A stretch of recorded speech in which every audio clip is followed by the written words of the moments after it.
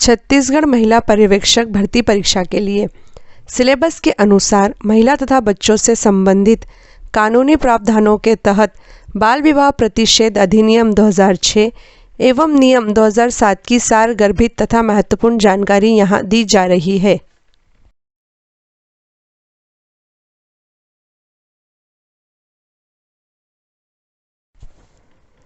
भारतीय संविधान में विभिन्न कानूनों और अधिनियमों के माध्यम से बाल विवाह को रोकने के प्रावधान किए गए हैं। बाल विवाह पर रोक संबंधी सबसे पहला कानून शारदा एक्ट के नाम से जाना जाता है। इसे 1929 में पारित किया गया था। शारदा एक्ट के अनुसार नाबालिग लड़के और लड़कियों का विवाह करने पर जुर्माना और सजा हो सकती थी। इसके पश्चात सन 1949, 1978 और 2006 में इस एक्ट में संशोधन किए गए। वर्तमान में देश में बाल विवाह प्रतिषेध अधिनियम 2006 एवं नियम 2007 लागू है। बाल विवाह प्रतिषेध अधिनियम 2006। बाल विवाह प्रतिषेध अधिनियम अर्थात prohibition of child marriage act 2006 Bharat सरकार का एक अधिनियम अर्थात कानून है जिसे समाज में बाल विवाह को रोकने के लिए लागू किया गया है। एक वाक्य में कहें तो इस अधिनियम का एकमात्र उद्देश्य पुरुष को नाबालिग लड़की से विवाह करने के लिए दंडित करना है। भारत में 1 नवंबर 2007 से बाल विवाह प्रतिषेध अधिनियम 2006 लागू हुआ है। बाल विवाह प्रतिषेध अधिनियम 2006 में 21 धाराएं हैं।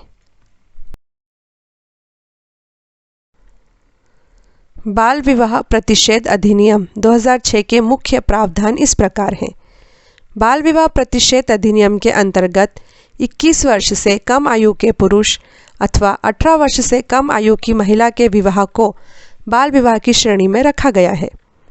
बाल विवाह प्रतिषेध अधिनियम के अंतर्गत बाल विवाह को दंडनीय अपराध माना गया है। बाल विवाह प्रतिषेध अधिनियम के अनुसार बाल विवाह करने वाले वयस्क पुरुष या बाल विवाह को संपन्न कराने वाले लोगों को इस अधिनियम के तहत 2 वर्ष के कठोर कारावास या 1 लाख रुपए का जुर्माना या दोनों सजा से दंडित किया जा सकता है, किंतु किसी भी महिला को इस कानून के तहत कारावास से दंडित नहीं किया जा सकता है। बाल विवाह प्रतिषेध अधिनियम के अंतर्गत अवयस्क बालक के विवाह को अमान्य करने का भी प्रावधान किया गया है, अर्थात यदि कानून से नज़र बचाकर बाल विवाह कर भी दिया जाता है तो उसे मान्यता नहीं दी जाएगी। इस अधिनियम के अंतर्गत किए गए अपराध संज्ञेय और गैर जमानती होंगे। बाल विवाह प्रतिषेध अधिनियम में एक शब्द संज्ञेय अपराध का प्रयोग हुआ है। अब आप सोच रहे होंगे कि ये संज्ञेय अपराध क्या होता है, तो इसका जवाब यह है कि संज्ञेय ऐसा अपराध होता है जिसमें पुलिस किसी व्यक्ति को बिना किसी वारंट अर्थात न्यायालय की अनुमति के बिना भी तत्काल गिरफ्तार कर सकती है, जैसे बाल विवाह, हत्या, बलात्कार, दहेज हत्या, अपहरण, दंगा करना आदि को संज्ञेय अपराध की सूची में रखा गया है। वहीं ऐसे अपराध जिनमें पुलिस को बिना वारंट के किसी व्यक्ति को गिरफ्तार करने का अधिकार नहीं होता है, वे अपराध असंज्ञेय अपराध कहलाते हैं, जैसे झूठी गवाही देना, धोखाधड़ी, मानहानि आदि असंज्ञेय अपराधों की श्रेणी में आते हैं। बाल विवाह प्रतिषेध अधिनियम 2006 की परीक्षा की दृष्टि से मुख्य धाराएं। इस अधिनियम में 21 धाराएं हैं तथा सभी धाराएं परीक्षा के पॉइंट ऑफ व्यू से महत्वपूर्ण भी नहीं है तथा सभी धाराओं को याद करना बड़ा ही मुश्किल काम होता है।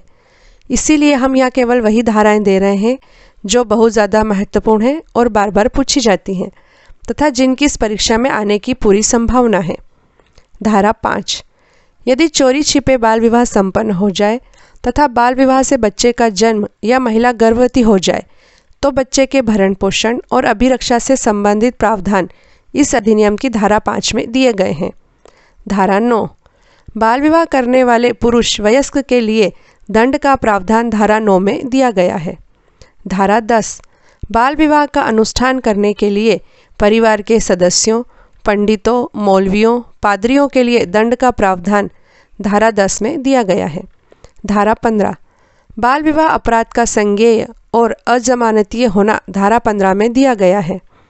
धारा 16, बाल विवाह प्रतिषेध अधिकारी की नियुक्ति का प्रावधान धारा 16 में दिया गया है। हमें उम्मीद है कि आपको बाल विवाह प्रतिषेध अधिनियम अच्छे से समझ में आ गया होगा। यदि आपको इसके बाद भी कोई परेशानी या दिक्कत हो तो आप हमें मैसेज करें। हम और सरल तरीके से महिला तथा बच्चों से संबंधित कानूनी प्रावधानों को समझाने का प्रयास करेंगे।